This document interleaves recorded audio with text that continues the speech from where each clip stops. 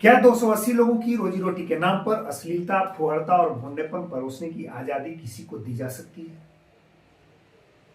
अगर हां, तो यह बात कुछ ऐसी ही हुई कि कामाग्नि में उद्दत यानी सेक्स हेतु आतुर किसी मर्द को सड़क पर चलती महिलाओं के साथ रेप करने का, बलात्कार करने का अधिकार दे दिया जाए। यह है मेरा सवाल नंबर 1। सवाल नंबर 2 है कि क्या अभिव्यक्ति के नाम पर इंडिया गॉट टैलेंट जैसे यूट्यूब चैनल्स और रणवीर इलाहाबादिया और अशोक चंचलानी जैसे यूट्यूबर्स को अश्लीलता, नंगापन, फुहड़ता और शब्दों की मर्यादा के साथ खेल करके समाज में एक विकृत शब्दावली और मानसिकता पैदा करने की आजादी दी जानी चाहिए? मेरा तो मानना है कि बिल्कुल नहीं, बिल्कुल नहीं, नहीं नहीं नहीं। अगर मुझसे आप हजारों बार यह सवाल पूछेंगे तो मैं कहूंगा बिल्कुल नहीं, बिल्कुल नहीं, बिल्कुल नहीं, नहीं नहीं नहीं। नमस्कार, मैं Rakesh Kumar, the untold stories bye Rakesh Kumar YouTube channel में आपका स्वागत है। आज मैं जिस मसले को लेकर के आपके समक्ष हूं, आपके सामने हूं, वह है India got talent YouTube channel पर जो सर्वोच्च न्यायालय ने एक वर्डिक्ट दिया है, एक न्यायादेश जारी किया है, उस मामले के साथ ही इस मामले पे सभी अखबारों ने प्रमुखता से संपादकीय लेखन किया है। तो आइए जानते हैं मामला क्या है। आप पीछे कुछ दिनों से आपने सोशल मीडिया से लेकर के अखबारों में एक खबर पढ़ी होगी कि इंडिया गॉट टैलेंट जो यूट्यूब चैनल है उसके जो संचालक हैं यूट्यूबर रणवीर इलाहाबादिया और अशोक चंचलानी, उन पर आसाम और महाराष्ट्र में एफआईआर दर्ज कराया है। मामला क्या है? मामला है कि वे अपने चैनल पर फूहड़, अश्लील, भोंडापन का प्रदर्शन करते हैं, ऐसे शब्दों का प्रयोग करते हैं जिसे सभ्य समाज में किसी भी हालात में स्वीकार नहीं किया जाना चाहिए। वे व्यवस्था से लेकर के मानवीय जीवन के जो तमाम पहलू हैं उस पे उनका फूहड़ शब्दों के साथ एक जोक होता है, एक कमेंट होता है, कटाक्ष होता है। ऐसा वे इसलिए करते होंगे क्योंकि इससे उनकी प्रसिद्धि बढ़ती है, उनका रीच बढ़ता है और पैसे की कमाई आती है। तो मामला क्या था? अभिभावकों पर, गार्जियंस पर जो कमेंट किए गए थे, बिल्कुल फूहड़ और अश्लील, नग्नता वाले शब्दों के साथ जो कमेंट किए गए थे, उस पे 2 राज्यों में, आसाम में और महाराष्ट्र में प्राथमिकी दर्ज की गई थी, एफआईआर दर्ज की गई थी। पुलिस ने भी तत्काल प्रभाव से एक्शन लिया और गिरफ्तारी हेतु वारंट निकाल दिया। अब रणवीर इलाहाबादिया और अशोक चंचलानी की गिरफ्तारी की प्रक्रिया शुरू होगी। इसी बीच में दोनों यूट्यूबर सर्वोच्च न्यायालय की शरण में जाते हैं और गुहार लगाते हैं कि हमें पुलिस की गिरफ्तारी से बचाया जाए। दलील होता है अभिव्यक्ति की आजादी, फ्रीडम ऑफ स्पीच का हवाला देकर उन्होंने कहा कि मुझे गिरफ्तारी से रोक लगाया जाए। आसाम और महाराष्ट्र पुलिस मुझे गिरफ्तार करना चाहती है। सर्वोच्च न्यायालय ने मामले को गंभीरता से लिया और इसकी सुनवाई की। तत्काल प्रभाव से 18 फरवरी को सुप्रीम कोर्ट ने महाराष्ट्र पुलिस और आसाम पुलिस द्वारा दोनों यूट्यूबर रणवीर इलाहाबादिया और अशोक चंचलानी के गिरफ्तारी पर फिलहाल रोक लगाई। लेकिन जो उनका यूट्यूब शो था इंडिया गॉट टैलेंट, उस पे शो पर जो है प्रतिबंध लगा दिया, रोक लगा दिया। अब मामला दूसरे तरह का था। फिर जो है दोनों यूट्यूबर सर्वोच्च न्यायालय में जाते हैं और सर्वोच्च न्यायालय में अर्जी लगाते हैं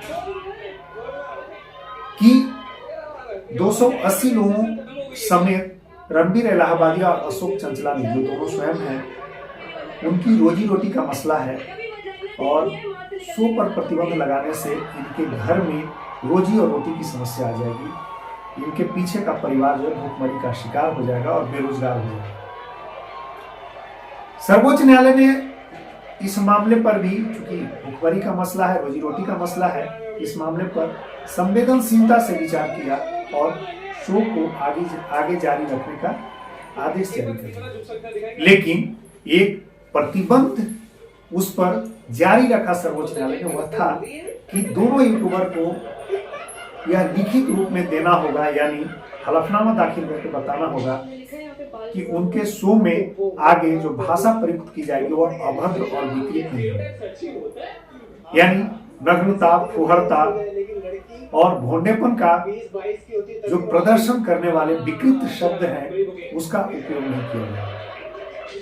कोर्ट से यह भी गुहार लगाई गई थी कि उन्हें विदेश जाने की अर्जी उनकी स्वीकार की जाए। कोर्ट ने कहा फिलहाल इस पर कोई आदेश नहीं दिया जाएगा। अब मामला यह उठता है कि लिखित आश्वासन लेने के बाद सर्वोच्च न्यायालय ने जिन मानकों का प्रयोग किया उसमें कहा कि शालीनता और नैतिकता के मानकों को अगर आप अपने शो में जारी रखते हैं तब तो आपके शो को प्रदर्शित करने का आदेश दिया जा सकता, अन्यथा पुनः प्रतिबंध लगा दिया। कोर्ट ने कहा कि अभिव्यक्ति की आजादी भारत में मौलिक अधिकार तो है, किंतु उसके साथ कर्तव्य भी जुड़ा हुआ है।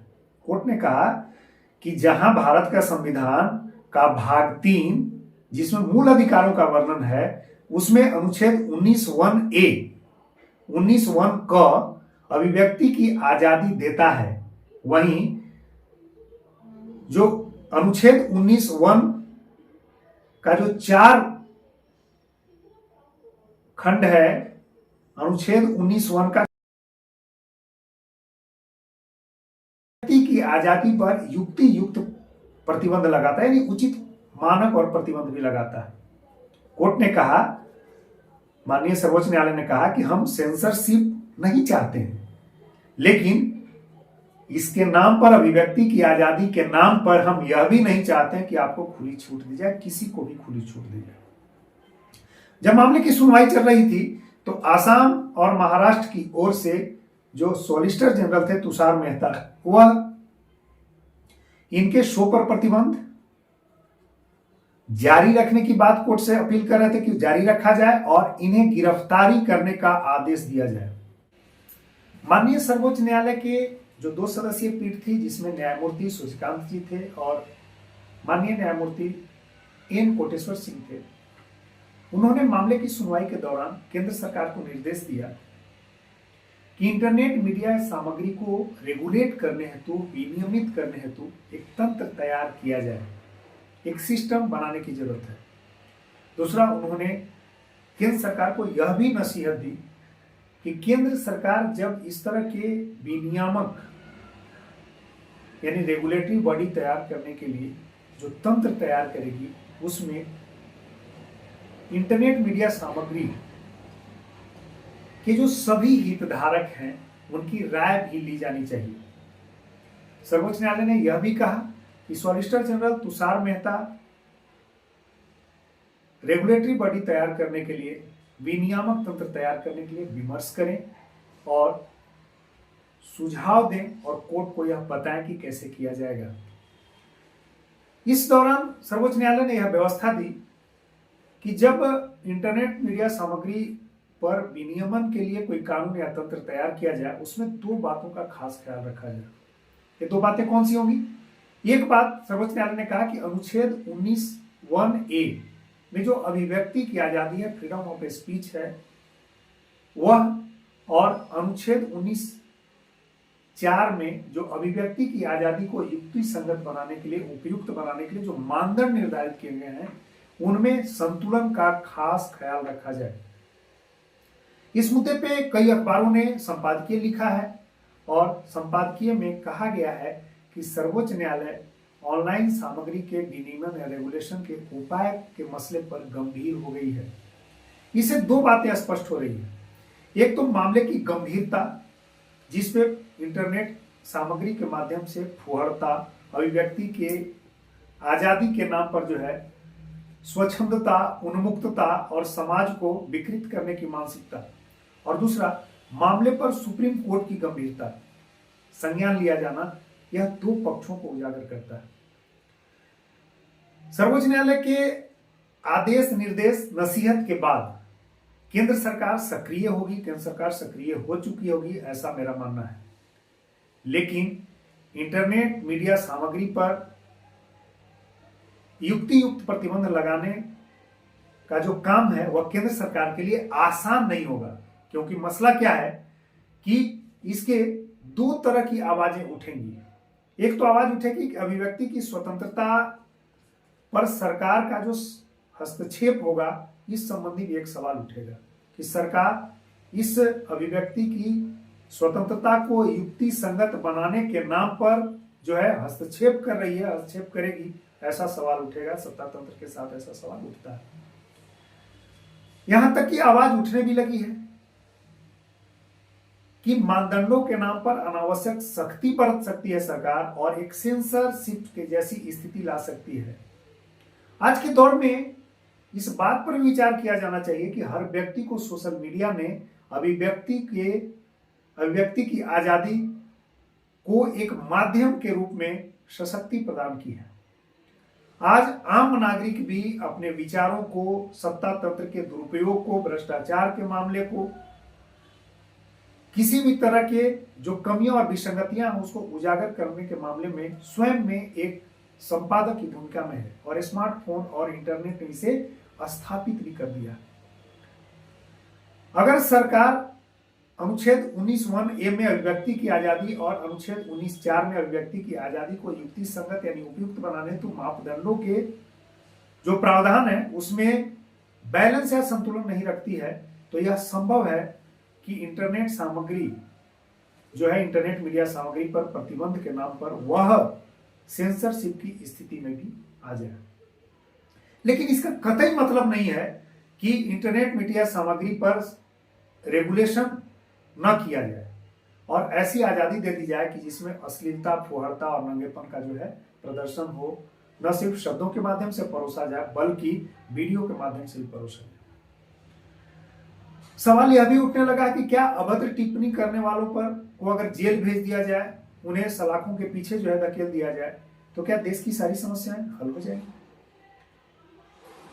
बिल्कुल नहीं, ऐसा हो भी नहीं सकता है और ऐसा हुआ भी नहीं है। लेकिन सवाल यह उठता है कि क्या ऑनलाइन अभद्रता से मुंह मोड़ लेने से सारी समस्याएं हल हो जाएंगी?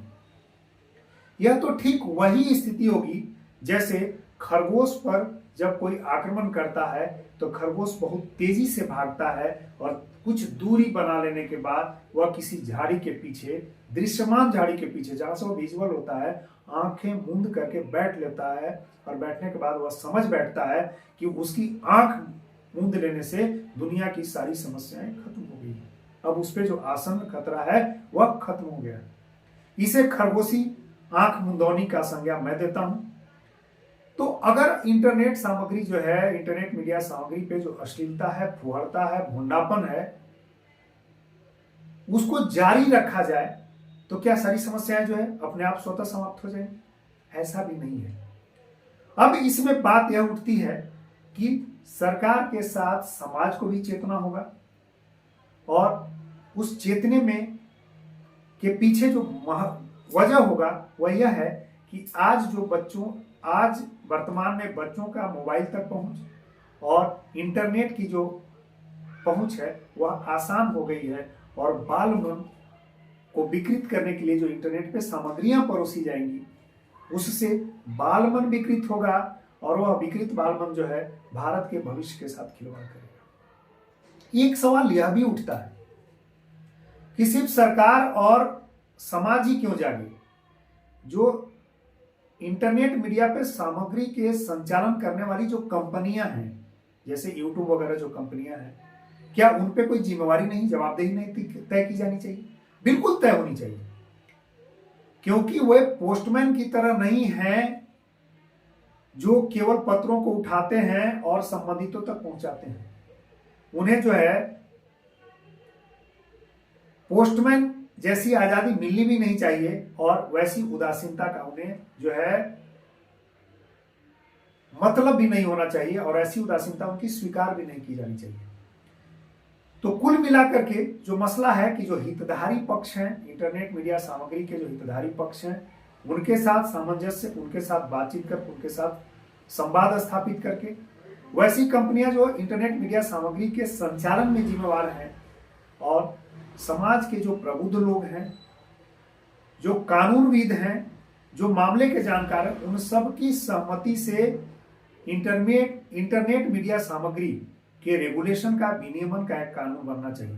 मुझे आशा है कि आपको यह प्रोग्राम पसंद आएगा।